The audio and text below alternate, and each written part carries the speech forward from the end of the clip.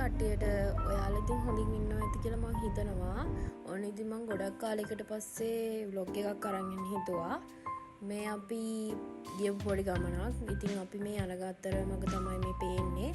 මේ පේන්නේ කළුතර ටවුන් එකේ හැම පහු කරගෙන යන ගමන් ඉන්නේ.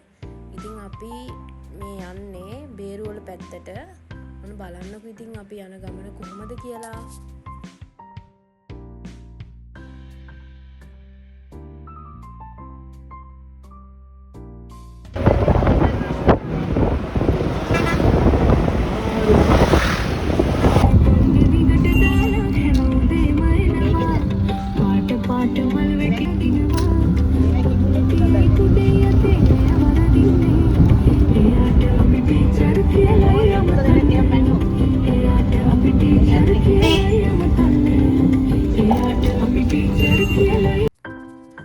ඉතින් මේ අපි යන්නේ ඔයාලා අහලා ඇති බ්‍රීෆ් ගාඩන් කියලා එකක්.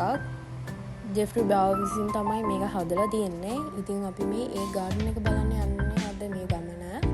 ඇත්තටම හරිම ලස්සනයි. එයාගේ ගාඩන් එකට යන්න තියෙන්නේ හැබැයි ගොඩක් ඇතුළට යන්න ඕනේ බේරුව වලින්. මේ අපි යන ගමන් ඉන්නේ දැන්. මෙන්න මේ පොඩි පාරේ තමයි ඇතුළට යන්න ඕනේ.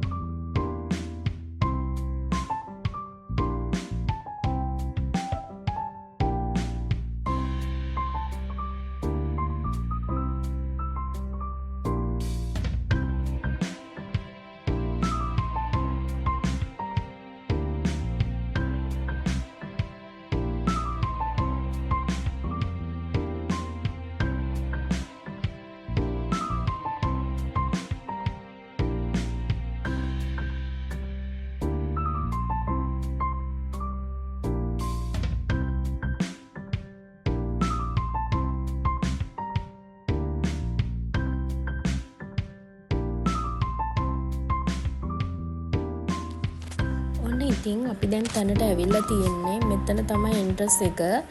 අපි එන වාහනේ මෙතන නතර කරලා තමයි යන්න ඕනේ. අපිට මෙතනින් මුලින්ම අපි ටිකට් ගන්න ඕනේ ඇතුළට යන්න. අපිට ගාඩන් එක විතරක් බලන්න නම් රුපියල් 500ක මුදලක් යනවා වැඩිහිටියෙක් කෙනෙක්ගේ.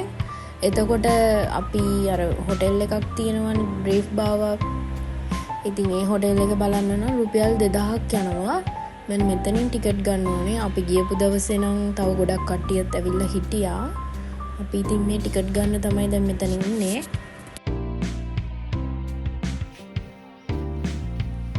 මෙන්න මෙතන මේ බෙල් එකක් තියෙනවනේ. මෙතන එද්දී මේ බෙල් එක ගැහුවාම තමයි මෙතනින් මේ ඇතුලෙන් එක්කෙනෙක් ඇවිල්ලා ටිකට් දෙන්නේ. අපි මුලින්ම කරන්න ඕනේ මේ බෙල් එක ගහන්න ඕනේ මෙතෙන්ට ගියාම. ඉතින් අපි මේ දැන් එන්ට්‍රස් වෙලා යන ගමන් ඇතුලේ ඇත්තටම ගොඩක් ලස්සනයි. බ්‍රීෆ් බාවා ගාඩන් එක ගොඩක් ලස්සනට එයා හදලා තියෙනවා.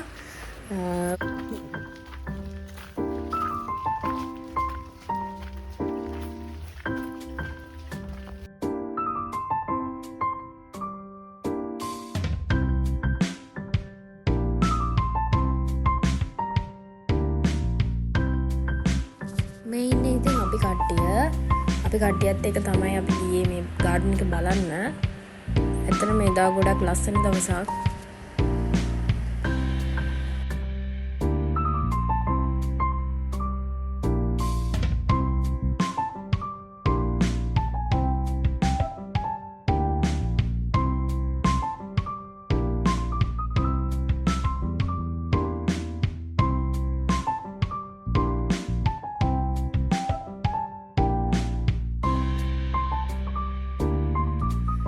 යාළුවනේ මේ ගාඩන් එකේ ස්පේස් එක දැනට අක්කර 5යි තියෙන්නේ. මීට කලින් අක්කර 200ක විතර ස්ටේට් එකක් තමයි මේක. බෙවිස් බාවට ඕන වෙලා තියෙනවා මේ අක්කර 5ක වමන ඉඩ කොටසේ ලංකාවේ තියෙන ලෑන්ඩ්ස්කේපින් ගාඩන් එකක් කරන්න. ඉතින් මේ එයාගේ එකට ගත්ත උත්සාහය තමයි ඇත්තටම ලස්සනයි. ගොඩක්ම අර අමුතුම වයිබ් එකක් තියෙනවා මෙතනට ගියාම.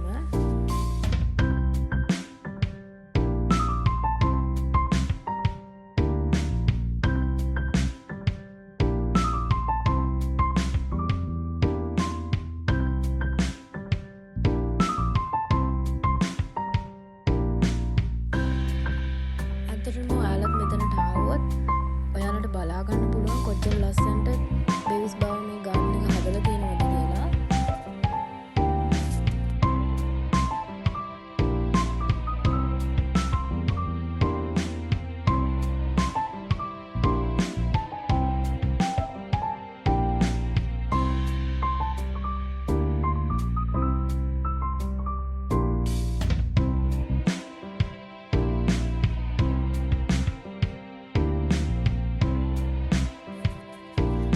ඉතින් ගොඩක් ෆේමස් තැනක් නෙවෙයි. මෙතන ගොඩක් සෙනග එහෙම නැහැ. ආවොත් නිදහසේ පරිසරයේ තියෙන සුන්දරත්වය විඳලා යන්න පුළුවන්.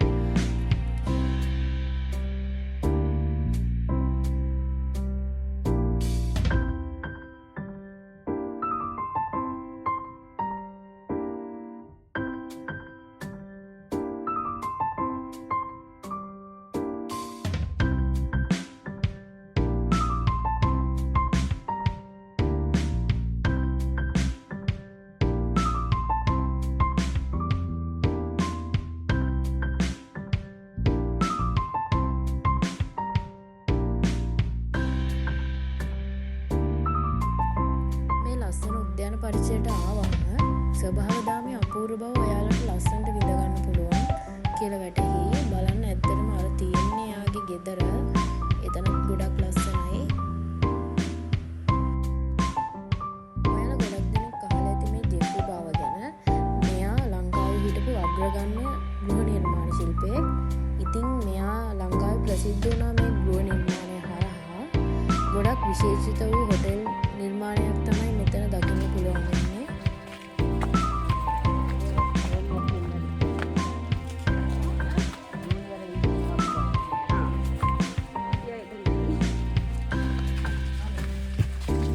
අපිට එක එක විසිතුරු මල් වර්ග දකින්න පුළුවන්. අපි මේ ඇවිදගෙන යන්නේ ඒ වගේ මල් තියෙන තැනකින්. ඇත්තටම ලස්සනයි. රතු පාට මලක් තමයි ඒක.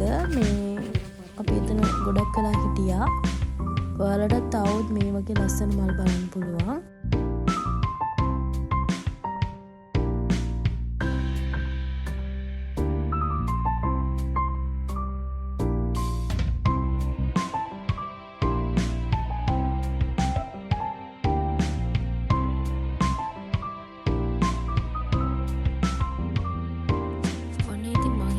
අපි වගේම ලස්සන දේවල් අහන්න දකින්න බලන්න කැමති පිරිසක් අපේ රටේ ඉන්නවා කියලා.